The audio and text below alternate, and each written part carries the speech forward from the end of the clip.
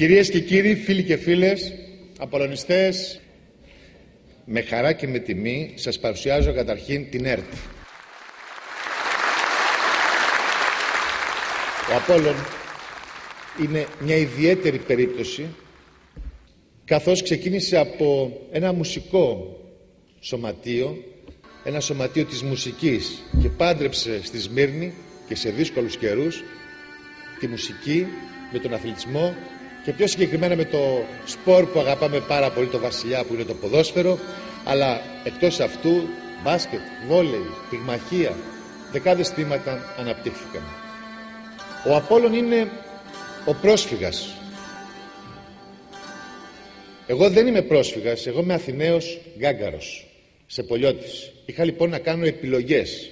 Είναι πολιτική επιλογή να είμαι Απόλλων, γιατί έπρεπε να διαλέξω ανάμεσα στους δυνατούς και στους διαφορετικούς.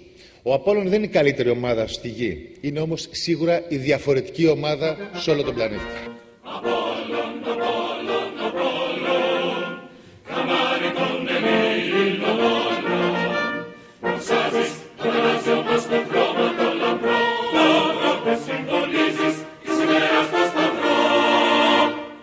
Είναι νομίζω περιττό να πω πόσο βαθιά συγκινημένος είμαι, που η καλή μου τύχη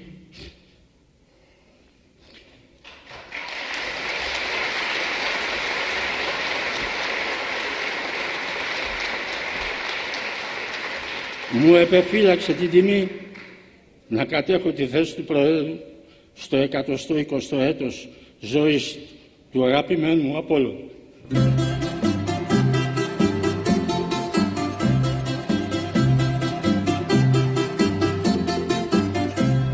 Η εικόνα που μας προσφέρει λοιπόν ο Απόλλων Σμύρνης είναι πολύ πιο πέρα, παραδείγματος χάρη, από τη λαμπρή πορεία της θρυλικής ελαφράς ταξιαρχίας στα ποδοσφαιρικά γήπεδα στη Σμύρνη και στην Αθήνα.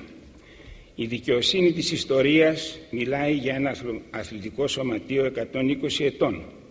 Μετριούνται στα δάχτυλα τα ελληνικά σωματεία που ιδρύθηκαν στην πενταετία πριν από τους Ολυμπιακούς Αγώνες του 1896 με απακαταμάχητο προπομπό τον Όμιλο Ερετών Πειραιά του 1885 και τα οποία σήμερα είναι όλα σε δράση και εξέχουσα είναι η θέση στον κύκλο αυτόν και του Απόλλωνα.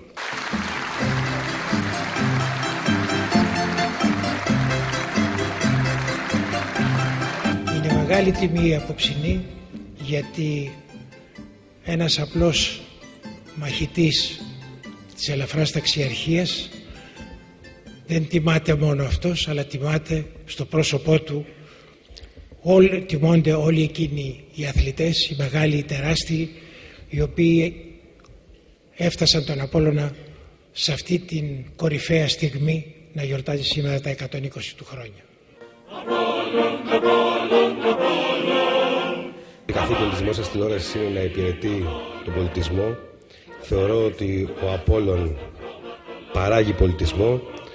Θέλω να σας πω επίσης ότι στις εξαιρετικά δύσκολες στιγμές που περνάει η χώρα μας, το παρελθόν πρέπει να το αναγνωρίζουμε, να το τιμούμε, να το αναδεικνύουμε, διότι αυτό θα καθορίσει το μέλλον. Δεν υπάρχει μέλλον χωρίς παρελθόν και ο Απόλλων είναι το ιστορικό παρελθόν. Ο παππούς μου πριν 120 χρόνια, τα οποία γιορτάζομαι απόψε, ίδρυσε στην αλυσμόνητη πατρίδα μου τη Σμύρνη τον ιστορικό Σύλλογο Απόλλων. Τα χρόνια που ήμουν στον Απόλλωνα απέκτησα μια δεύτερη οικογένεια και μέσα από την καρδιά μου να ξέρετε ότι έδωσα τα πάντα για αυτή την ομάδα.